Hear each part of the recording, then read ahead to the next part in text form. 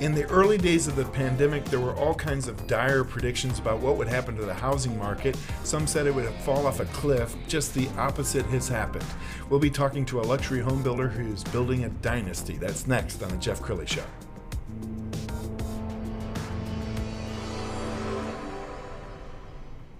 Many are predicting that the worst is yet to come, which is unfortunate, said one person here.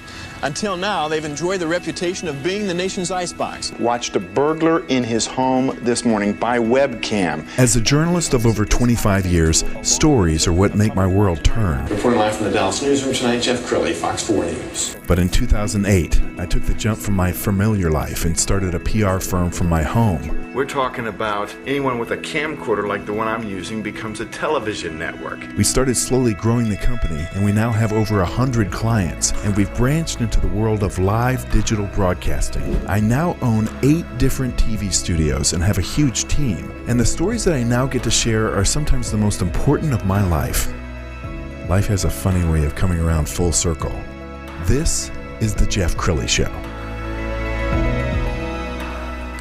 We sure all remember this in the early days of the pandemic in February. There were all kinds of predictions about what would happen to the housing market. Some people said everything was going to freeze, it was going to fall off the cliff, and we're learning now that just the opposite has happened. We're going to be talking about that today with Gerald Evans. He's the owner of Dynasty Luxury Homes. Thanks for coming on the show. Thanks for inviting me. All right, Gerald, I want to start with your own story because it's fascinating. You didn't set out to become a home builder. No, not exactly. I was in the metal business with my dad as a young guy, like 12, 13 years old, and did well. And after I was married at an early age, I decided to build my own home and save money. And I accomplished that. It was a lot of learning curve, but it was done. And that's how I built my first home. Then my dad wanted to build his second home for himself, and we built his home. Then as I moved on, I built my third home, which was a larger home. And then I said, hey, I kind of really like this, and I think I can make a business out of this. And I had friends and family contact me who wanted to build houses, and I charged them, obviously, a fee, and that was it. So started from there. Wow, what year was that you built your first home? My first home I built in 1984. Different time. Yeah, I was 18 years old. Wow. And that's when I started from there. And I remember in the late 80s, it was kind of a collapse of it was. Yeah. So it was a collapsed market. It was not doing well. But I saved well. I bought a house. So it was something that it was too expensive to buy a house from a builder. Mm-hmm. So we kind of cut him out. That's what we did. Which, it was just common sense. And you've seen a lot of ups and downs. So when the pandemic hit, did you say to yourself, this is going to be just another, chance to pivot or just another setback, or did you get scared? Well, it was an unknown. I mean, who knew what was going to happen? Because like you said, I've seen a lot of setbacks. We had back in 2000, we had the markets crash, and things kind of went down a little bit. 9/11 was a disaster for homes. I mean, everybody really didn't know what to do, but it picked up quickly. 2008 was bad. 2008 was probably the worst. Yep. That was the worst. And then when this happened, it's unknown. I didn't know what's going to happen, but it's absolutely opposite. People want to build homes right now, getting more calls than ever. We have a remodeling division, which is taken off tremendously. Yes. I guess because people are spending more time in their homes, and with the quarantine, if you're going to stay in a home, you're probably noticing a lot of things that your home needs. Yes. And they kind of want to get it done. And it becomes the home office. So if you hadn't paid attention to your home office before the pandemic, you're putting a little bit of money into it. Yes, we're doing we're doing 2 home offices in new homes these days. Wow. One for the wife, one for the husband. Love it. We're going to show some projects that that you've worked on, and I want you to kind of narrate this for us. What are we looking at? Right here, that's a contemporary home, way west Fort Worth. That home was built. It was probably about 10 years ago. Yeah. Very cool. It's just a contemporary. It's a mix there. It's a transitional. Yes. Same thing there. Beautiful craftsmanship. Attention to detail. That particular door, just to talk about that is an old wooden door from the 1930s that we got for a homeowner. Put some new glass in it, stained it, and created a barn door for him. Just what he wanted. Yep. Very cool.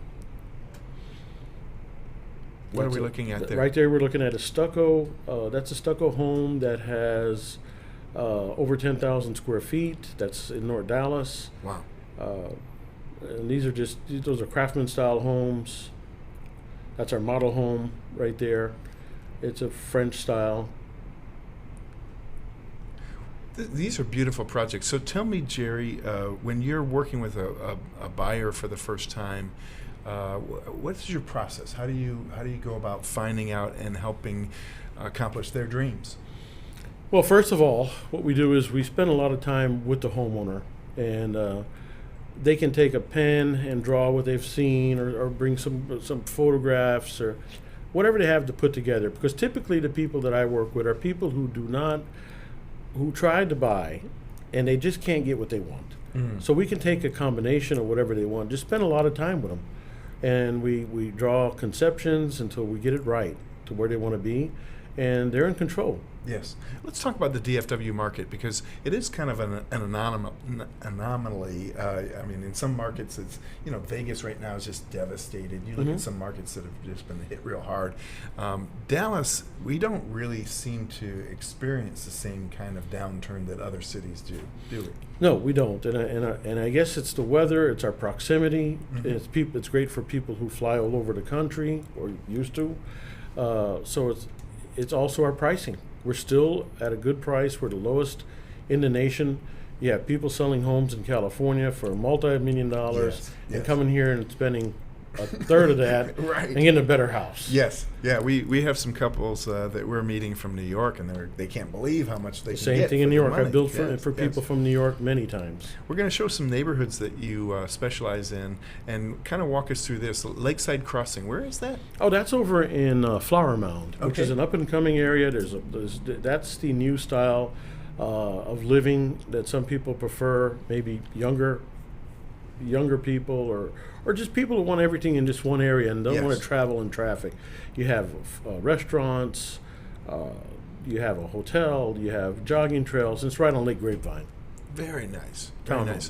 And so would you say most of your work is in kind of North Dallas, Collin, Tarrant, Northeast Tarrant? Well, County? that's the difference between, I think, myself and other builders. I build all over Dallas-Fort Worth. Really? That's awesome. And on people's lots that they purchased. So I'll go out and build on your lot. Our Build on Our Lot program has been very successful. That's worked great for us, because they can buy a lot wherever they want, and we'll come out and build their house. Are you doing a lot with millennials? Yes, we do a lot with millennials, and you have to. We understand what they want, and we deal with them. Their homes are a little bit more minimalistic, is what we find. Not as traditional, which is sensible. Green. Yes. We do the things like foam insulation in most of all our homes now, keep our energy costs down, just to have a smaller footprint. I get it. I read somewhere where millennials are kind of choosing their neighborhood, they're choosing their home based on their pet, because many of them haven't started a family yet. So like they're a dog-friendly home, or a dog-friendly home. We do dog doors.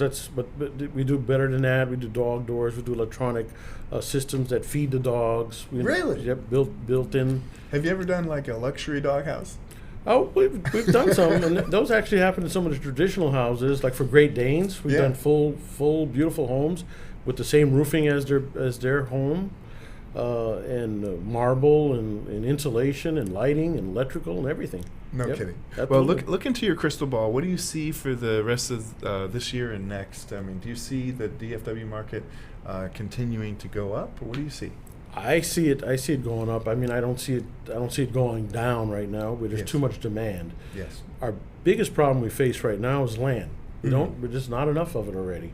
So we're moving further and further north, west, and east. Yep. But I don't see anything going down right now. I believe that we are on a path of up and up and up. That's wonderful. How about labor? Any challenges there? Well, labor's up because labor follows the trend. So our subcontractors are opportunistic. Yep. So they charge more when they can. One problem we are having right now is with materials. Lumber prices. Lumber's up 170%. That's amazing. It has nothing to do with the lumber itself. It's all about the supply chain. Really? Yes. That it got interrupted by the pandemic? Pandemic Yeah. right now, so that's kind of hurting a little bit. Yeah. But after speaking to a lot of my lumber suppliers, we're looking at maybe in the next 90 days that may level out. Yeah. Go Let's. with. We're almost out of time, Gerald. So let's end with kind of like your philosophy, because I know there's a lot of home builders out there that are trying to cut corners and stuff like that, and you're really about excellence, aren't you? Absolutely, and that's what made me make that change from the standard home to a real custom home. And there's custom homes, semi-custom, and there's a real custom. And that's kind of what I want to do. I want to make everything the way they want it exactly. So we spend a lot of time with our homeowners. Yes. Plus, building my personal homes and getting into this business because of that, I know how frustrating or how it can make you nervous. Yeah. Yeah. So you could call me at 10 o'clock at night, and I'll answer the phone. You're not going to talk to my receptionist or anybody else. That's cool. And we're going to talk about what's on your mind, because some people can't sleep at night. Homes is a big deal. I've seen people get divorces from Right. trying to build a home. And I bet you've gone into other homes where there's shoddy workmanship, and it drives you crazy. I mean, It drives you crazy, and Yeah. you try to tell, but they bought at a price point that worked for them, and Yes. that's fine. But you see what people put out there. Actually, I did a remodel or a repair just now.